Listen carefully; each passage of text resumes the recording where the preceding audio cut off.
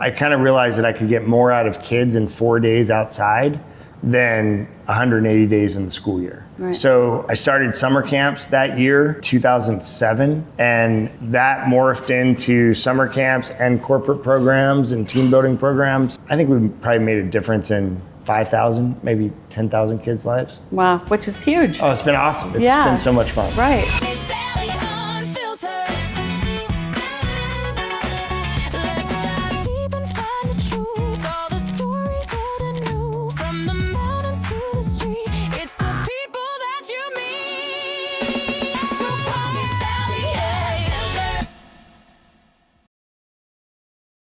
Today we're hanging out at South Fork, one of my favorite spots in North Bend, and what used to be the River Bend Cafe. But it's grown into something so much more. This place just breeds community. It's where families gather, groups celebrate under the big tent, kids launch the Slingshot and play in the Sandbox. There's even axe throwing out back. And everywhere you look, there's something creative. Something built with heart. A lot of that vibe comes from Luke Talbott, one of the founders of South Fork. He's the kind of guy who can't stop dreaming up cool stuff, from the expansive outdoor eating and gathering area to the outdoor bar and food trailer. But lately, he's been working on something new. So we're leaving this awesome energy behind for a minute and heading over to his workshop, where his latest venture, PNW Workbench, is already taking shape.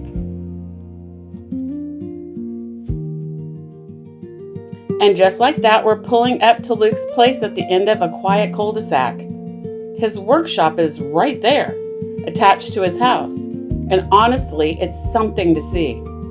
We can feel the energy and we haven't even gotten out of the car. This isn't just a workshop. It's a whole vibe. PNW Workbench in the making.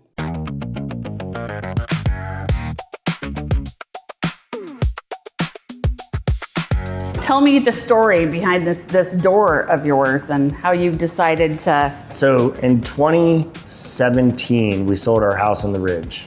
2016. Oh, you were a Ridgie. We were on the Ridge for like 12 years. Wow. Okay. And it was like the coolest place to raise my kids ever. Oh, that's awesome. We started looking at a bunch of stuff, and this house went on the market, and it's the most bizarre house because the guy who owned it before us permitted and built a full-size regulation racquetball court.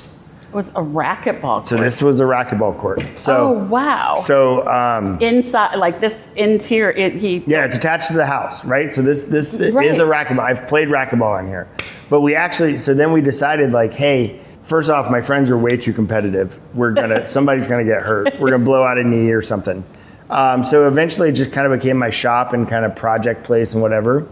And then as we move into this new phase, it's become like the home base of PNW Workbench. Yeah. So we've been building custom cabinets in here. We've been building signs for businesses, all this kind of stuff. If you look around, because you're getting 360 degrees here, there's a giant garage door that we put in here. Yeah, I want to hear this story. And we went straight up because we got 20 feet. Like we're like, oh, we got plenty of room. So we engineered and made this garage door happen. And I called my wife and I was like, hey, Erin, so if you don't hear from me in like 10 minutes, come check on me. Yeah. Because I was up on a ladder with this huge motor, mounting it to the wall. Yeah, I see that. To be able to pull the door up. So you're a general contractor? Yeah, I got my GC license. Okay. Have you been that way for a long time? No. This is my swan song, right? So this is my third career now, fourth sort of, I guess if you go chronologically. So in January, I said, hey, look, the fun part about South Fork is building all of these spaces and for our clients, for our big corporate events and for locals and everything else. So like, why not do that for other small businesses and help them make money, right? Like help them live their dreams and figure it out, and it's been super fun. So I've done that stuff forever, but it became official this year. Yeah. Oh, that's cool. So Now, speaking of, your history and this being your third, fourth career, you were a teacher? Is that what you... Yeah. Totally. So I taught fifth grade for about 10 years. My last 2 years were here in the Valley. I taught at Snoqualmie Elementary, fifth grade. Oh, fun. I actually, my last year, they were tightening down on all the things you had to do and the testing and all of that kind of jazz. And I kind of realized that I could get more out of kids in 4 days outside than 180 days in the school year. Right. So I started summer camps that year in 2007, and that morphed into summer camps and corporate programs and team building programs. And we did that from 2007 until, well, it's still going now. Yeah. I think we probably made a difference in 5,000, maybe 10,000 kids' lives. Wow, which is huge. Oh, it's been awesome. It's been so much fun. Right. The backstory is, COVID happened. Yes. And I immediately started trying to get a job.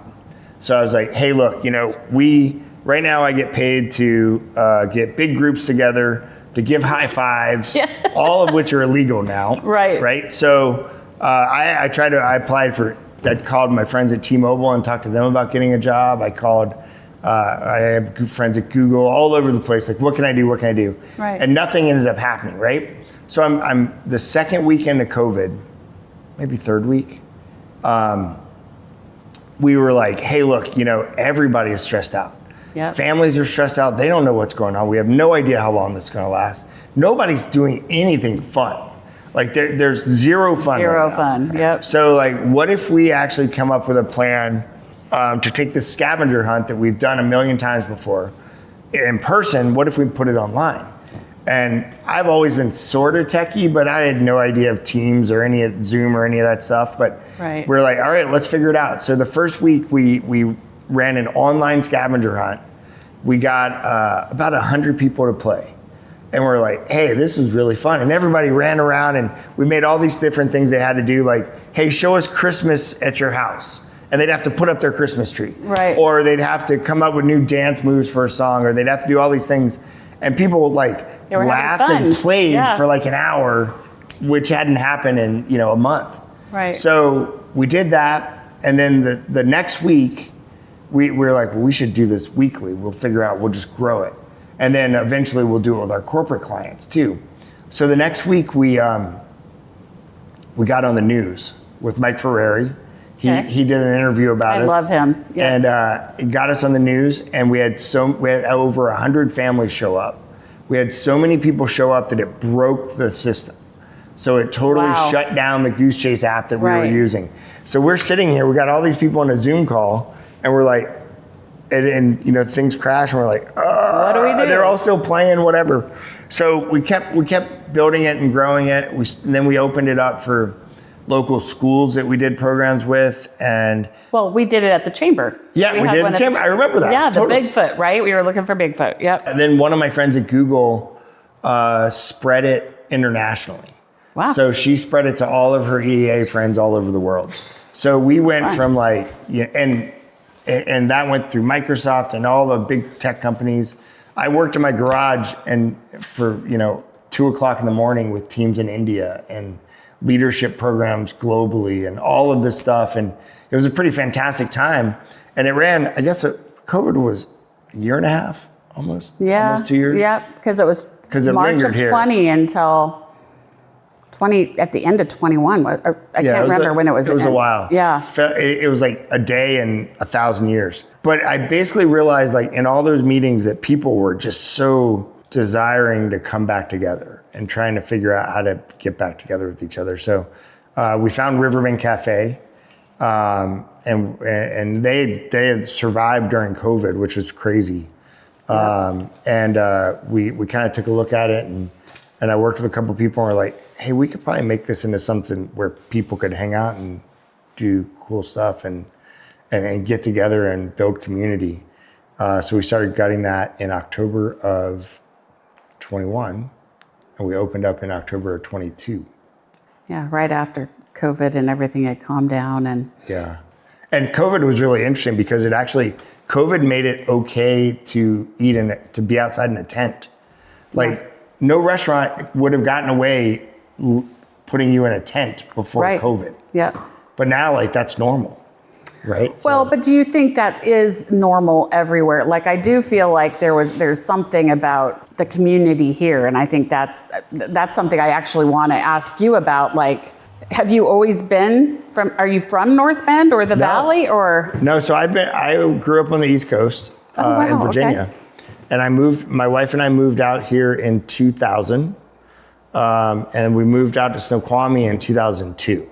Okay. So been here a while. For a while. And for a long, long time, we were, because I taught in the Valley, when we first got here, we were kind of building that community that was like the Ridge and downtown and trying to merge those things and make that happen. Yeah. Because that was a tricky thing back in the day. Right. But yeah, so we've always been sort of focused on how do we get community and togetherness. Yeah, because that's the one thing that really struck me about you is one, you got the vibe of not only Pacific Northwest, but really of our community, right? And when I went to the first, what are those meals called? Oh, the supper club. Yeah, the supper club. When I went to the first one, that's what struck me the most and made me curious about you, was you got up and talked to us about, why you started it and how you wanted, people neighbors that don't ever talk to their neighbors to come and have a place, sit around a table and just enjoy good food and conversation. And it just struck me as that is what we need as a community, right? Or as society in general. And we just don't have it anymore. My favorite thing about those nights are that, and I don't know if you remember this or not, but it's so loud because everybody's talking and laughing and enjoying themselves. Yeah. And they're sitting with people they've never met before. Yep. They're sitting at a table of randoms that they've never met. Right. Yeah, and just enjoying themselves, right? Yep. And, and we've had people make like fast friends out of that. Well, and you told the story of the sand pit. Oh, the story of the sand pit. All right, so when we first opened, we were like, okay, we're gonna be this place where people can come together and have fun. But we know that I'd rather people hang out for longer and drink another beer or converse with their neighbors or whatever than like flip tables. Right. And because of that, we have big enough space so we don't have to flip tables that much. Yep. So people come and they hang out for hours, right? Well, if they're gonna come with their family, they gotta have something for their kids to do. So I built a wooden slingshot made out of like 2x6s and all this contraption. And I had no idea it was going to get used so much. Yeah. So it got used and used and used. So then I built another one, and that one got used and used and used. And I'm like, oh God, I got to do something that is going to take care of this. So we went and we actually built I had one of our regulars. I went and got 2-inch stock steel and built this super heavy duty, like survive the test of time slingshot that sits in like 1,600 pounds of concrete. Wow. So it's not going anywhere. And if you go over there, it's high enough that you can't shoot it straight. You can only shoot it up. Which is smart. Right? Yes. So nobody can really get hurt. Yeah. Until they started shooting it and the little kids were playing in the sand because it's an old golf course and there's kids playing in the sand around the slingshot. Oh my gosh. So we're like, oh my God. So what's going on, right? This is terrible. Where are the parents? They're hanging out. Yep. So so I was like, okay, I'm going to build a slingshot or I'm going to build a sandbox. Yeah. So, and I think Karen, my old business partner. Yep. Karen Ailing. She's she let me get away with all my crazy ideas, most of which are pretty good. And so I just showed up one Saturday afternoon and started building a sandbox. Before I got all the sand in it, there were kids in the sandbox. I bet. Yep. Like literally in it. And we built it. It was this big rectangle, and there's like walking things across it, so you can. So it's like a balance beam type thing. Oh, that's cool. So I didn't ever notice that. Oh yeah, it's so cute. And so that was just randomly done. Then we ended up getting a roof from the Salish, this big pergola thing that they gave to us because they were remodeling. So now the sandbox became covered But the Slingshot, the popularity of Slingshot beget kids playing in the sand. The Sandbox now means that kids have to wash their hands before they eat. Oh yeah. So then the lines to the bathroom got longer.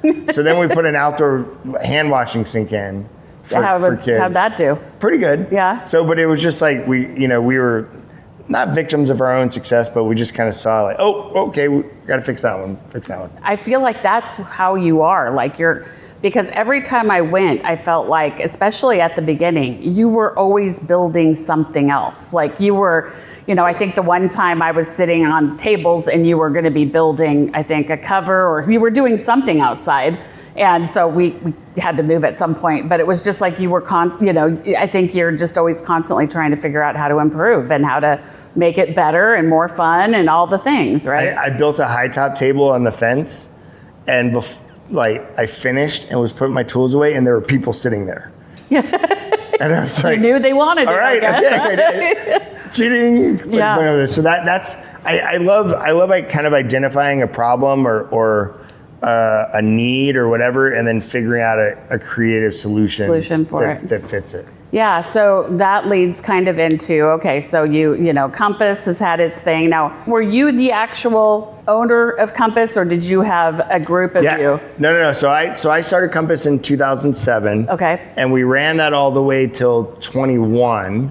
And during COVID, Karen and Martin Ailing bought into Compass and South Fork. Oh, wow. So they both jumped into Compass and South Fork. So we built this cool thing, and they were both instrumental in getting the place running and whatever. And then we got kind of crazy busy, like insanely busy in the beginning. And I think they realized like, well, hey, there's other stuff we want to do besides live here at the restaurant. Right. So they made a decision to step away from that.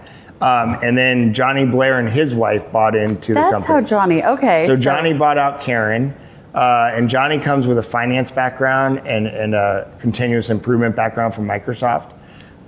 So he, which is that's not my jam. Not your thing. Yep. I don't talk 1%, I don't talk 2%, I talk big picture sort of stuff. Right. But over the next couple of years, he and I kind of just kept tweaking and tailoring things, and it's a pretty well-oiled machine now. Yeah, well, and that's perfect when opposites attract, and there's a reason, right? Like you can do your strong things, and he can do his, and it makes a whole, right?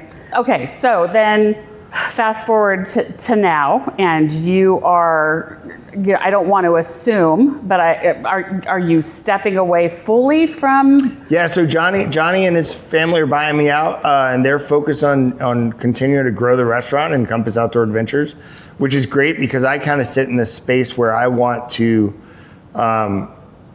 keep creating and keep building, and I think because of the popularity and the size of that place, we're kind of, that becomes less of a need and at South Fork. You're just busy. And so now, I'm stepping away, and I'm doing cool stuff like working with Glenn at Ride Roslyn, helping him rebuild his bike shop. Right. Building custom cabinets for his bike shop and all this cool artwork.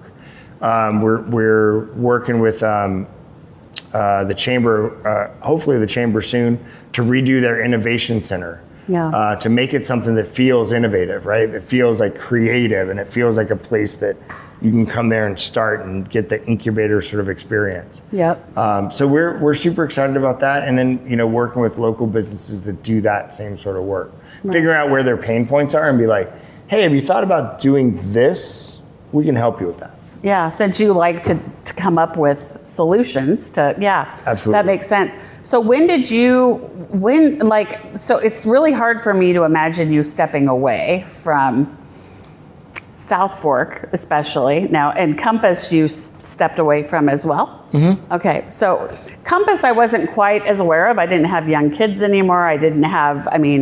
I guess you could have been doing a corporate event that maybe someone I know, but I didn't know that as well as South Fork I knew very well. And it was so you. I feel like that was yours, right?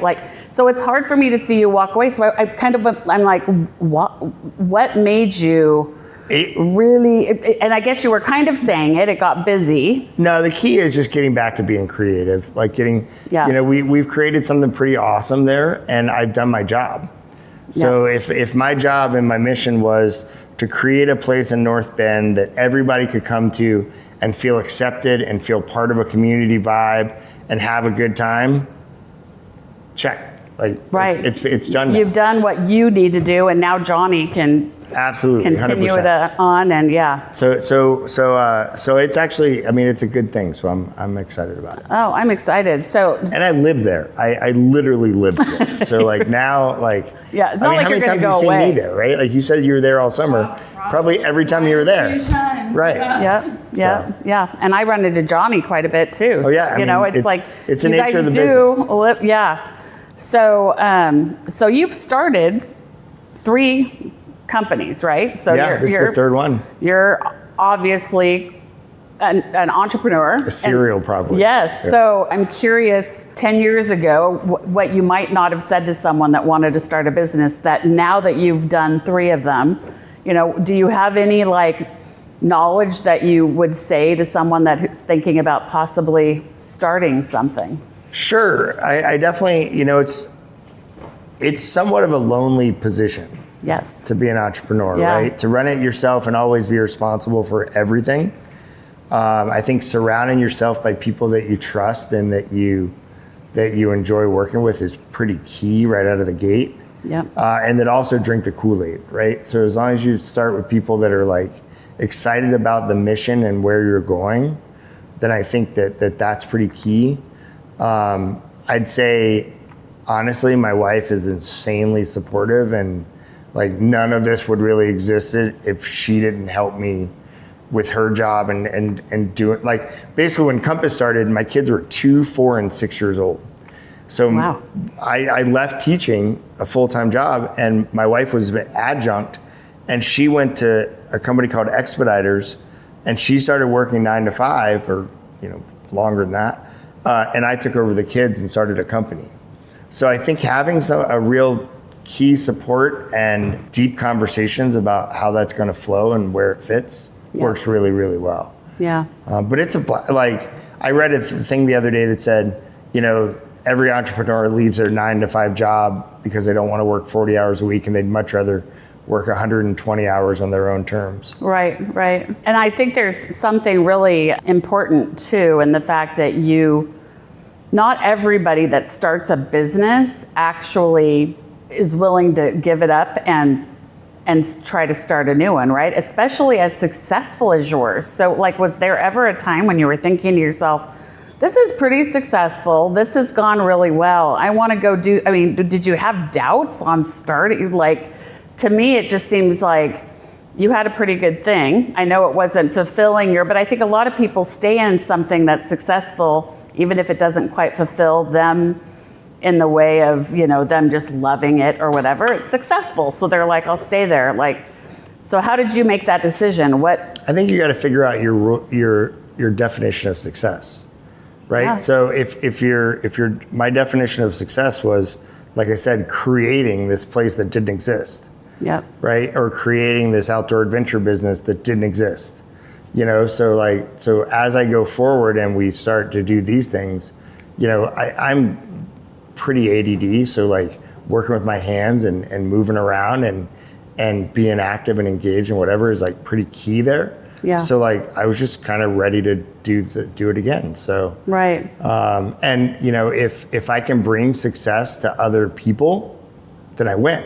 Right? So even if it's, part of, most of what we're going to do is small business work, but if I go and rebuild, your deck and you throw the most amazing party, or I build this really cool custom, wedding thing for somebody or do whatever, then we've helped them, fulfill their dreams. Right. Which is a success each time you do that. Yeah. Right. This is exactly why we do this.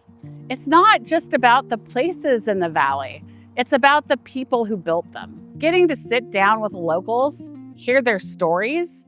Now that's something special. Honestly, there are so many incredible people here in the Snoqualmie Valley, just like Luke, I can't wait to introduce you to more of them. That's what this channel is all about. Real people, real stories, and a behind-the-scenes look at the lives of some pretty amazing people that call this place home. If you're into that kind of thing, stick around, we have a lot more coming. I want to wish Luke all the best in his new venture, PNW Workbench. Remember to like this video, subscribe to the channel, and comment below letting us know what you want us to cover next. Thanks for watching Snoqualmie Valley Unfiltered.